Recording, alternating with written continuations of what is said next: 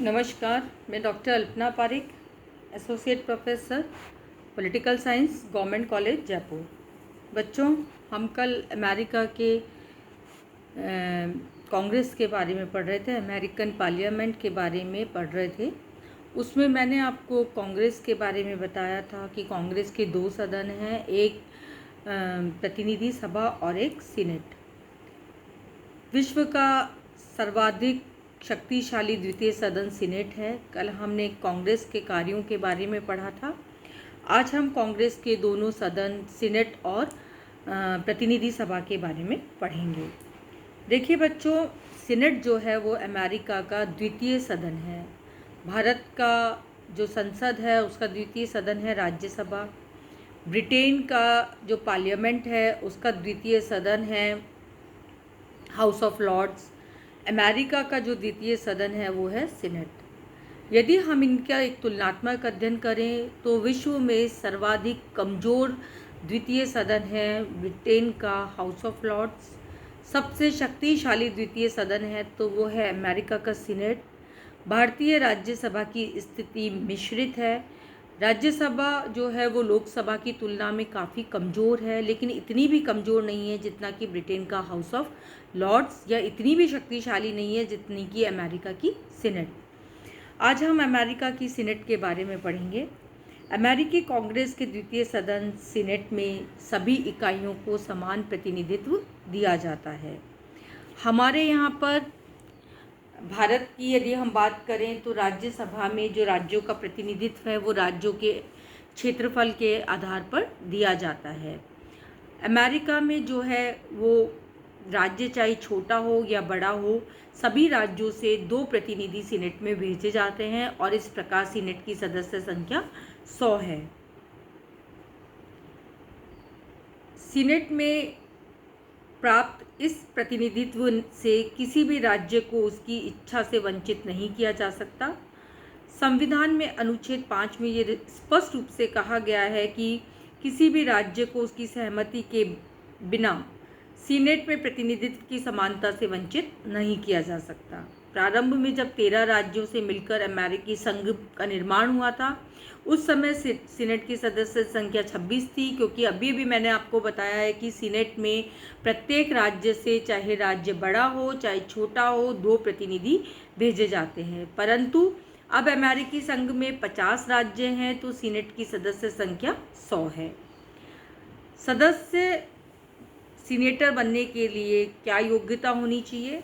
जो व्यक्ति सीनेट की सदस्यता का उम्मीदवार होता है उसके लिए आवश्यक है कि वो 30 वर्ष की आयु पूर्ण कर चुका हो, वो उस राज्य का निवासी हो जहां से वो सीनेट का प्रतिनिधित्व करना चाहता है, कम से कम 9 वर्ष तक वो संयुक्त राज्य अमेरिका में निवास कर चुका हो, वो व्यक्ति सीनेट के लिए सीनेट की सदस्यता के लिए योग्य हो जाता है। सीनेट के सदस्यों का जो चुनाव है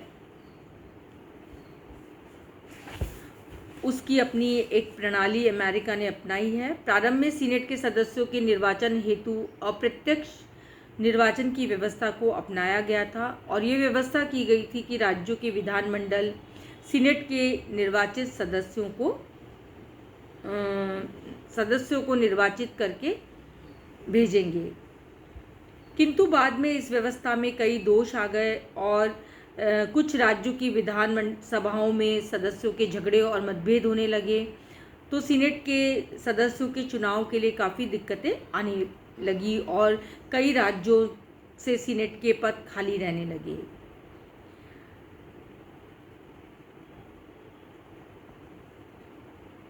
अब जो है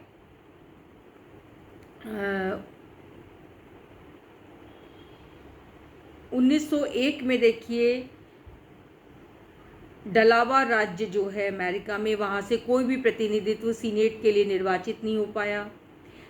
इसके अतिरिक्त सीनेट के सदस्यों के निर्वाचन में भ्रष्ट साधनों का भी प्रयोग किया जाने लगा। विशेषकर जो छोटे छोटे राज्य हैं उनके विधानमंडलों के सदस्यों में रिश्वत आदि देकर धनी लोग अपने प्रस्तावित व्यक्ति को सीनेट में निर्वाचित कर लेते थे। इस प्रकार से योग्यता की जगह निर्वाचित जो व्यक्ति होते थे उनमें क्रय विक्रय और धन ज़्यादा इम्पॉर्टेंट हो गया। तो निश्चित रूप से स्थिति काफ़ी चिंताजनक हो गई। इसी कारण 1912 में संविधान में एक 17वां संशोधन किया गया और इस 17वें संशोधन द्वारा ये तय किया गया कि अब सीनेट के सदस्यों का चुनाव जो है वो जनता के द्वारा सीधे किया जाएगा। ये संशोधन 1913 में पारित हो गया। तब से लेकर अब तक सीनेट के सदस्यों का जो है निर्वाचन प्रत्यक्ष रूप से होता है। परिणाम स्वरूप सीनेट का महत्व भी बहुत अधिक हो गया है और सीनेट जो है अब जनता की वैसी ही संस्था बन गई जैसी कि प्रतिनिधि सभा। सीनेट एक स्थायी सदन है जिसके सदस्य 6 वर्ष की अवधि के लिए निर्वाचित किए जाते हैं। प्रति 2 वर्ष के बाद 1/3 सदस्य अवकाश ग्रहण करते हैं और उनके स्थान पर नवीन सदस्यों का निर्वाचन कराया जाता है। सदस्यों के पुनर्निर्वाचन पर कोई प्रतिबंध नहीं है। अनेक सदस्य बहुत लंबे समय तक भी सीनेट के सदस्य बने रहते हैं। सीनेट की गणपूर्ति जो है वो सीनेट की बैठकों के लिए कुल सदस्यों के बहुमत की उपस्थिति आवश्यक है। वेतन भत्ते आदि का समय समय पर निर्धारण होता रहता है। अधिवेशन जो है वो 1933 में पारित किए गए 20वें संशोधन के अनुसार सीनेट का अधिवेशन 3 जनवरी की दोपहर को प्रतिनिधि सभा के साथ प्रारंभ होता है। दोनों सदनों का अधिवेशन उस समय तक चलता है जब तक दोनों सदन अधिवेशन के स्थगन और समाप्ति के लिए प्रस्ताव पारित नहीं करते। सामान्यतः यह अधिवेशन जुलाई में समाप्त होता है, किंतु युद्ध या अन्य संकट की स्थिति में यह अधिक लंबा भी चल सकता है। सीनेट में सभापति और अन्य पदाधिकारी होते हैं। जैसे संयुक्त राज्य अमेरिका का उपराष्ट्रपति जो होता है वो सीनेट का पदेन सभापति होता है। यद्यपि सभापति जो है वो मतदान में भाग नहीं लेते, लेकिन पक्ष और विपक्ष में बराबर मत आने पर अर्थात टाई पड़ने पर वो अपने मतदान का प्रयोग करते हैं। राष्ट्रपति के द्वारा सदस्यों को उसी क्रम में बोलने की आज्ञा प्रदान की जाती है जिस क्रम में वो बोलने के लिए उठे हैं। सीनेट को अपना एक सामयिक अध्यक्ष भी चुनने का अधिकार होता है। यह बहुमत दल का मनोनीत सदस्य होता है। सीनेट की एक महत्वपूर्ण कार्यवाही जो अमेरिका में देखी जाती है वो होती है फिलिबस्टर। फिलिबस्टर क्या है? देखिए, सीनेट की कार्यवाही की एक विशेष बात, एक विशेष प्रक्रिया। सीनेट के सदस्यों को मन चाहे समय तक बोलने की स्वतंत्रता प्राप्त होती है। यदि वाद विवाद प्रारंभ होने के पूर्व ही विचार व्यक्त करने पर समय के प्रतिबंध के रूप में समझौता ना हो जाए तो सदस्यों के ऊपर समय का कोई भी प्रतिबंध लागू नहीं होता। वो अनलिमिटेड टाइम के लिए बोल सकता है। मूल रूप से ये व्यवस्था इस दृष्टि से की गई है ताकि प्रस्तावित विषयों पर पूर्ण वाद विवाद हो सके। तो सदन के कामकाज में रुकावट डालने की दृष्टि से भी आजकल लोग फिलिबस्टर का गलत इस्तेमाल करते हैं। और यदि आपसे कोई ये पूछे कि फिलिबस्टर क्या है तो आप यही कहेंगे कि सदन के कामकाज में रुकावट डालने की दृष्टि से अनावश्यक रूप से किए जा रहे वाद विवाद को फिलिबस्टर कहते हैं, क्योंकि फिलिबस्टर के तहत बोलने की असीमित सुविधाएं एक सीनेटर के पास होती है। वो जब तक नहीं रुकेगा उसको रोकने का प्रावधान नहीं होता है। सीनेट की शक्तियां और कार्य, देखिए मैंने अभी अभी आपको बताया कि सीनेट जो है वो एक महत्वपूर्ण शक्तिशाली द्वितीय सदन है। इसकी अपनी शक्तियां हैं। तो सीनेट की क्या क्या शक्तियां और क्या क्या कार्य हैं? फिलाडेल्फिया सम्मेलन के सदस्यों के द्वारा अमेरिका संविधान का निर्माण करने के लिए शक्ति विभाजन के सिद्धांत के साथ साथ नियंत्रण और संतुलन का सिद्धांत भी अपनाया गया था, क्योंकि संविधान निर्माताओं का ये विचार था कि राष्ट्रपति और प्रतिनिधि सभा दोनों पर ही अंकुश लगाने वाली एक संस्था होनी चाहिए, जिसके कारण दोनों ही अंग जो हैं वो निरंकुश नहीं हो सकी। सीनेट की रचना एक ऐसी ही संस्था के रूप में की गई जो कि राष्ट्रपति और प्रतिनिधि सभा दोनों पर ही अपना नियंत्रण लगा सकती है। सीनेट की शक्तियां या कार्य निम्न रूप से बताए जा सकते हैं। पहला है कानून निर्माण संबंधी शक्तियां। देखिए, कानून निर्माण करने का कार्य व्यवस्थापिका जो होती है, संसद जो होती है, उसका महत्वपूर्ण कार्य होता है। अमेरिकी कांग्रेस के दोनों सदन जो हैं, सीनेट और प्रतिनिधि सभा, कानून निर्माण के कार्यों को संपादित करती है। तो पहला, कानून निर्माण के संबंध में सीनेट की क्या क्या शक्तियां हैं। अमेरिकी कांग्रेस का जो द्वितीय सदन है, सीनेट, सामान्यतः द्वितीय सदन जो होता है उसकी स्थिति कानून निर्माण के क्षेत्र में गौण होती है, या सामान्यतः वही प्रक्रिया वो अपना लेता है जो कि प्रथम सदन के द्वारा अपनाई जाती है। लेकिन अमेरिका में सीनेट के संबंध में ऐसी स्थिति नहीं है। मुनरो ने लिखा है कि ये कांग्रेस की एक समानपदी शाखा है, ये अधीन नहीं है और निम्न सदन के साथ राष्ट्रीय कानून निर्माण में ये एक साझेदार है।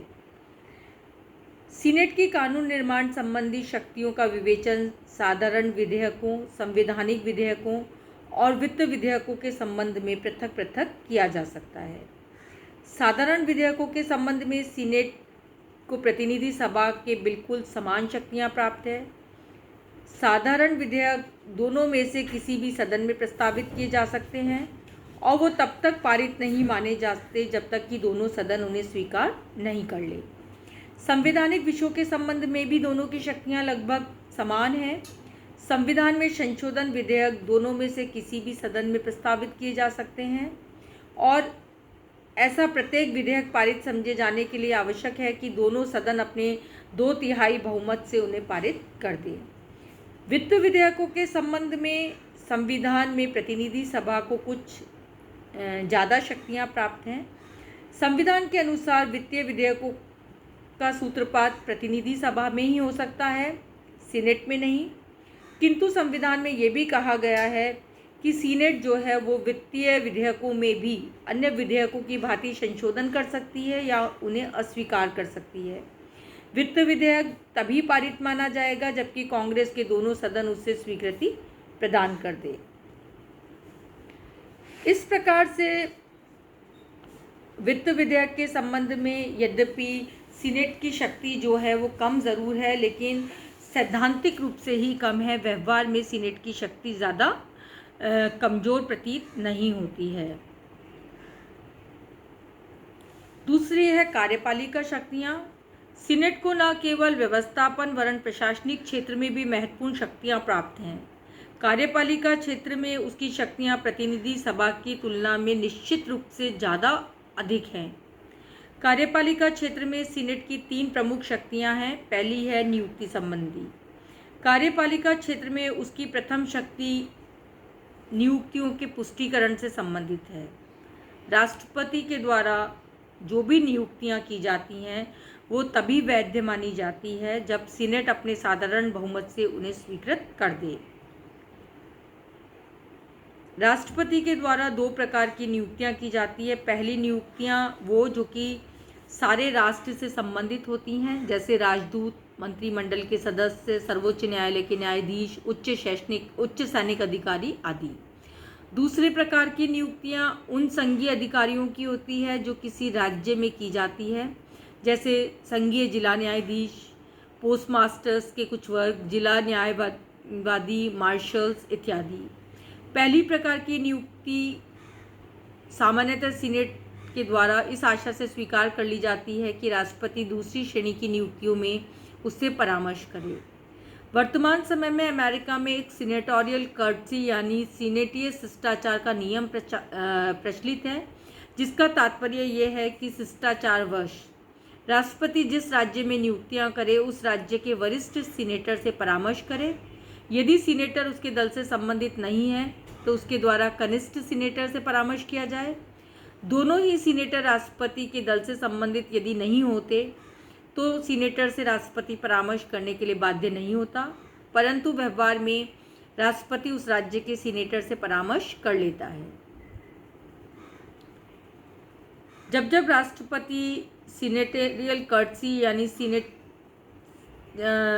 शिष्टाचार की इस परंपरा को तोड़ने की कोशिश करते हैं, सीनेट के द्वारा राष्ट्रपति के द्वारा की जाने वाली नियुक्तियों को अस्वीकार कर दिया गया है। तो सामान्यतः जो है राष्ट्रपति के द्वारा सीनेट में जब नियुक्तियों के संबंध में सहमति ली जाती है तो वरिष्ठ सीनेटर से भी, उस राज्य के वरिष्ठ सीनेटर से भी परामर्श लिया जाता है। कार्यपालिका के क्षेत्र में सीनेट की दूसरी शक्ति जो कि अपेक्षाकृत ज़्यादा महत्वपूर्ण है वो है संधियों के विषय में। संधियों के संबंध में ये व्यवस्था की गई है कि राष्ट्रपति के द्वारा विदेशों के साथ जो संधियां की जाती हैं वो उस समय तक लागू नहीं होगी जब तक कि सीनेट जो है वो इस पर स्वीकृति प्रदान नहीं कर दी। सीनेट की ये शक्ति महत्वपूर्ण है और सीनेट अपनी शक्ति के आधार पर वैदेशिक संबंधों के संचालन में राष्ट्रपति की साथ भागीदारी निभाती है।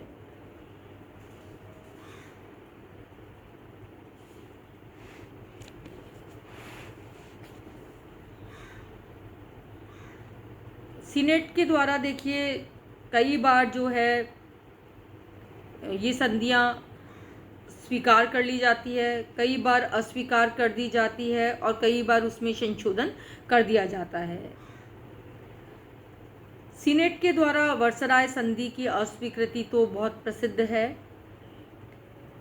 अनेक बार ये भी कहा जाता है कि प्रशासनिक समझौतों की प्रथा के कारण सीनेट की संधियों को स्वीकार करने की शक्ति का महत्व कम हो गया, किंतु वस्तुस्थिति प्रशासनिक समझौते का प्रयोग सीमित रूप से किया जाता है और प्रशासकीय समझौते जो है सभी बातों के संबंध में संधि का विकल्प नहीं हो सकती। तो वैदेशिक संबंधों में राष्ट्रपति को की सीमाओं को लगाने के लिए, राष्ट्रपति पर नियंत्रण रखने के लिए जो है सीनेट की ये शक्ति महत्वपूर्ण है। इसके संबंध में प्रोफेसर लॉस्की ने लिखा है कि अंतर्राष्ट्रीय मामलों में प्रभाव रखने की दृष्टि से विश्व का कोई भी विधायी सदन सीनेट का मुकाबला नहीं कर सकता। सीनेट की जो तीसरी कार्यपालिका शक्ति है वो है युद्ध की घोषणा। संविधान के अनुसार युद्ध की घोषणा कांग्रेस के द्वारा की जाती है। सीनेट अपनी प्रथम दो कार्यपालिका शक्तियों का प्रयोग तो अकेले करता है, किंतु सीनेट अपनी इस तीसरी शक्ति का प्रयोग प्रतिनिधि सभा के साथ मिलकर करता है। अर्थात युद्ध की घोषणा पर सहमति अकेले सीनेट नहीं कर सकता, उसके लिए प्रतिनिधि सभा की स्वीकृति की भी आवश्यकता है। तीसरी है अन्वेषण करने की शक्ति। सीनेट की एक अन्य महत्वपूर्ण शक्ति है अन्वेषण या जांच करने की। संविधान के द्वारा सीनेट को व्यवस्थापन संबंधी कार्यों के लिए अन्वेषण की शक्ति प्रदान की गई है और सीनेट जो है अपनी शक्ति के आधार पर अनेक प्रशासनिक विभागों के कार्यों की व्यापक जांच भी करता है।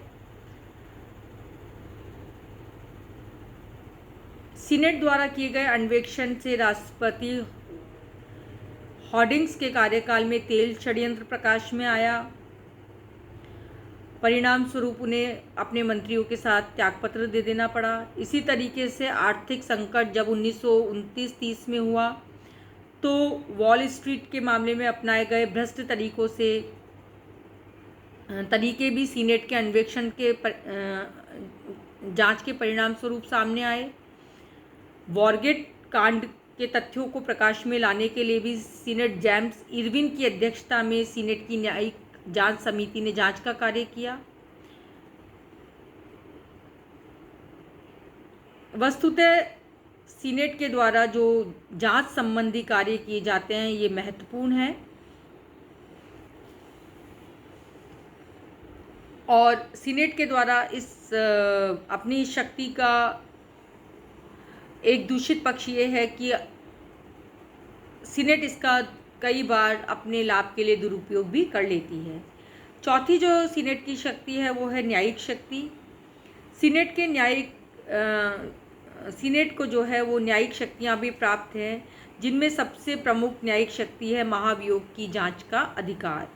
प्रतिनिधि सभा में राष्ट्रपति, उपराष्ट्रपति, सैनिक अधिकारियों, न्यायाधीशों पर देशद्रोह, भ्रष्टाचार और गंभीर अपराध के लिए महाभियोग चलाया जाता है। महाभियोग की सुनवाई सीनेट में ही होती है और सीनेट ही उस समय अपना निर्णय देती है। महाभियोग की सुनवाई करते हुए न्यायिक प्रक्रिया के सभी कार्य सीनेट के द्वारा किए जाते हैं। महाभियोग की सुनवाई के समय सर्वोच्च न्यायालय का मुख्य न्यायाधीश सीनेट की अध्यक्षता करता है। अपराध सिद्धि होने के लिए 2/3 बहुमत की आवश्यकता होती है। अभी तक सीनेट के द्वारा कुल 12 बार महाभियोग के प्रस्तावों की जांच की गई, जिनमें से 4 बार महाभियोग का प्रस्ताव पारित भी किया गया। 1868 में राष्ट्रपति एंड्रयू जॉनसन पर महाभियोग लगाया गया था, किंतु वो असफल हो गया था।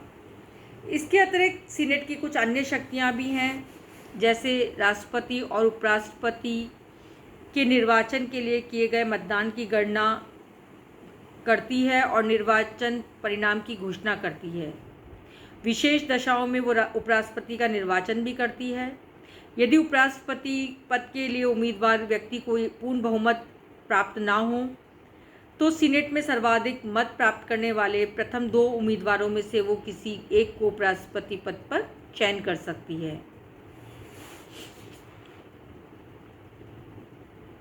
इस प्रकार सीनेट की शक्तियों के उपयुक्त विवेचन से ये स्पष्ट हो जाता है कि सीनेट जो है वो प्रतिनिधि सभा से अधिक शक्तिशाली है। यदि विश्व के अन्य देशों की व्यवस्थापिकाओं के साथ सीनेट की तुलना की जाए तो विश्व का सर्वाधिक द्वितीय सदन इसे कहा जा सकता है। अब देखिए, सीनेट की कुछ बातों के आधार पर आलोचना भी की जाती है। जैसे पहली आलोचना ये की जाती है कि सीनेट विश्व की अन्य व्यवस्थापिकाओं की अपेक्षा बहुत अधिक समय नष्ट करता है। जैसे सीनेट के सदस्यों के द्वारा अपनाई जाने वाली फिलिबस्टर पद्धति। दूसरा, सीनेट की कार्यवाही का एक और आधार है लॉन्ग रोलिंग पद्धति, जो पारंपरिक सहयोग का एक भ्रष्ट साधन है। तीसरी है नियुक्तियों के संबंध में स्थापित सीनेट के प्रति शिष्टाचार की व्यवस्था अत्यंत दूषित और भ्रष्ट है और ये भ्रष्ट राजनीति को जन्म देती है, क्योंकि इस व्यवस्था के आधार पर सीनेटर अपने ही राजनीतिक स्वार्थों को दृष्टि में ध्यान रखते हुए अपने ही राजनीतिक समर्थकों और मित्रों को उच्च पदों पर नियुक्त करा लेते हैं, जिससे कि गुणों की उपेक्षा होती है। सीनेट जो कि प्रशासन के प्रति या प्रशासनिक कार्यों के प्रति उत्तरदायी नहीं होती, उसे महत्वपूर्ण प्रशासनीय शक्तियां प्राप्त होना किसी भी प्रकार से उचित नहीं है। इसी तरीके से सीनेट की अन्वेषण संबंधी जो समितियां हैं, उनकी कार्यवाही भी राजनीतिक दलबंदियों से प्रभावित होती है। छठा है, सीनेट का जो संगठन है वो अप्रजातांत्रिक है। अमेरिकी संघ में इकाइयों में जनसंख्या की दृष्टि से बहुमत भेद है।